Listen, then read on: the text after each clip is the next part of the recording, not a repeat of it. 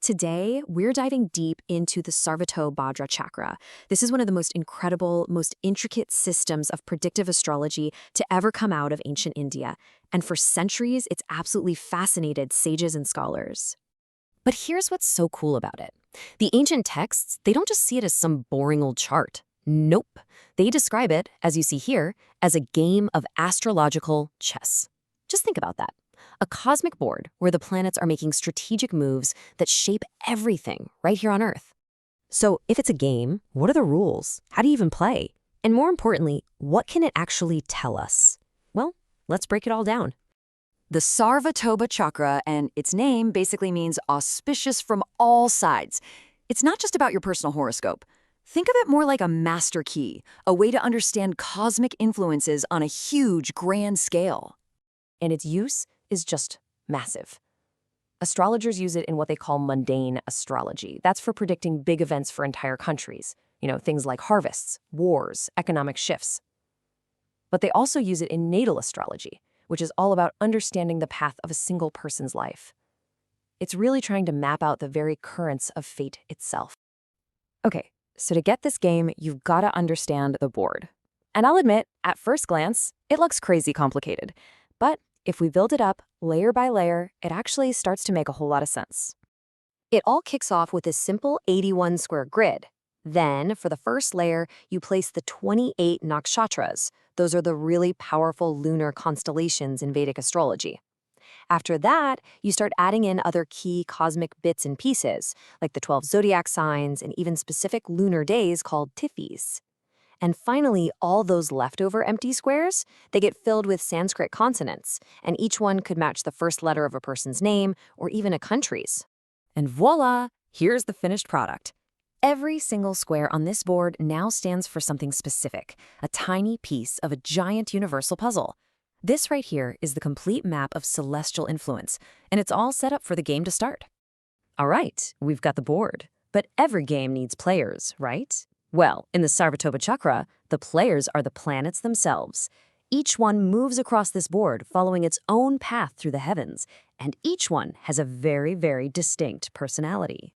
Now, this is where it gets really interesting. The players aren't all the same. They're split into two teams. You've got the gentle or should planets, think Jupiter and Venus, which are seen as bringing good things. And then you've got the cruel or cruel planets, like Mars and Saturn, that are known for bringing challenges and trouble. And trust me, knowing who's who is absolutely crucial for figuring out the game. But how do these players actually interact? How do they make their moves? This brings us to the single most important rule of the game, the key move, the decisive action. And in this system, it has a name, Veda. Veda literally means to pierce or to strike. See, when a planet moves to a certain spot on the chart, its drishti, or its gaze, is said to land on other squares. And this gaze isn't just a passive look. It's an active, powerful strike that has a real effect on whatever it hits. So what can it strike? Oh, pretty much anything on the board.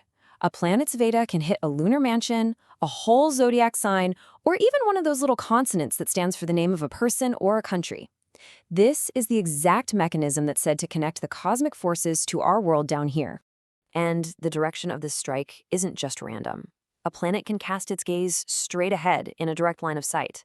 Or, depending on its motion, it can strike diagonally, either to its left or to its right. These three types of gaze decide exactly which squares on the board get lit up by that planet's energy. So, we've got the board, we've got the players, and we have their signature move, the Veda. How in the world do you put all that together to actually read the patterns of the game? Well, it all comes down to one simple rule. The outcome of a Veda depends entirely on the nature of the planet that's doing the striking. So if a gentle planet like Jupiter strikes a square connected to a country's name, that's a good sign. It predicts peace and prosperity. But if a cruel planet like Mars hits that same square, it signals conflict and hardship. The logic is so simple, but the implications are just profound. The ancient texts don't talk about this like it's some kind of simple fortune telling. They see it as a deep system of knowledge. A preface in one of the source texts actually calls the Sarvatobhadra Chakra a lamp that illuminates the three worlds, the past, the present, and the future. It's meant to be a tool for understanding, not just for predicting. Which brings us right back to where we started. The Sarvatobhadra Chakra suggests our destiny isn't just a random series of accidents. Instead, it's a complex, strategic game being played out by cosmic forces. And that leaves us with a really fascinating question to think about.